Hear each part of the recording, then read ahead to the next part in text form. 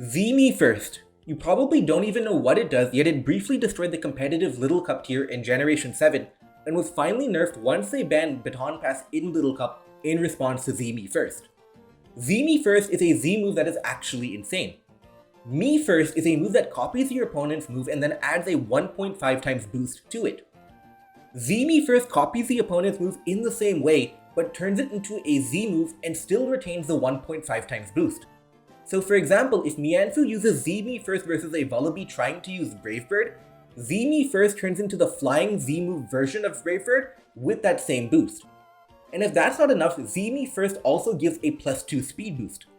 Mianfu used Z-Me first to completely shake up the tier. And if you like my video, subscribe to the channel. It doesn't cost you anything and you can always unsubscribe later. It's a great way to show your support. Mianfu would use a moveset of Swords Dance, High Jump Kick, Me First, and Baton Pass with max attack and speed. The interesting thing is that Mianfu uses the ability Inner Focus instead of the almighty Regenerator.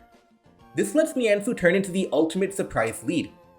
Mianfu is already a very common lead Pokemon, so when you lead Z-Me first Mianfu, there's no way of knowing that it's not a standard Mianfu until it's too late.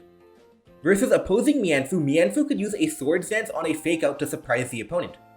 Then, if they try to use High Jump Kick versus Mianfu, Mianfu could Z-Me first and turn it into a Z fighting move with a 1.5 times power boost to KO the opposing Mianfu. It's worth noting that in Generation 7, Mianfu often didn't use max speed for metagame reasons, so this wouldn't be a speed type.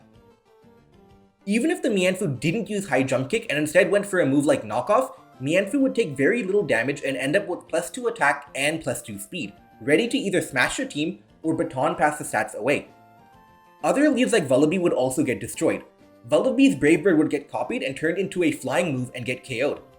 It's impossible to understate just how strong a 1.5 times Z move is.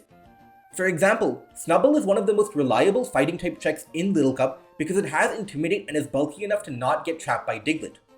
However, Z-Me first actually beats Snubbull because if it Swords Dance on the switch, Z Fairy is enough to one-hit KO Snubbull.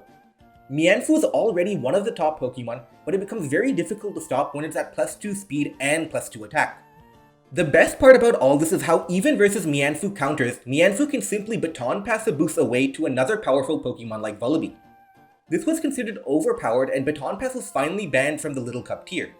Baton Pass had previously avoided the ban because in Little Cup Pokemon are less bulky, so it's much harder to create a powerful Baton Pass chain. Z-Me first Mianfu was enough of an overpowered game changer to justify the ban of Baton Pass as a whole. This story has a personal connection to me because at the time it was considered just a gimmick or a meme, but I revealed it in the finals of the Little Cup Open in the Smogon Grand Slam to get a win, and it was popularized after that. Unfortunately, without Baton Pass, Z-Me first is not as threatening. Once Me first is revealed, Pokemon like Spore, Fungus, or other poison types can easily counter the Mianfu without the fear of the stats getting Baton Passed. Sandile is an interesting Z-Me first option with Moxie.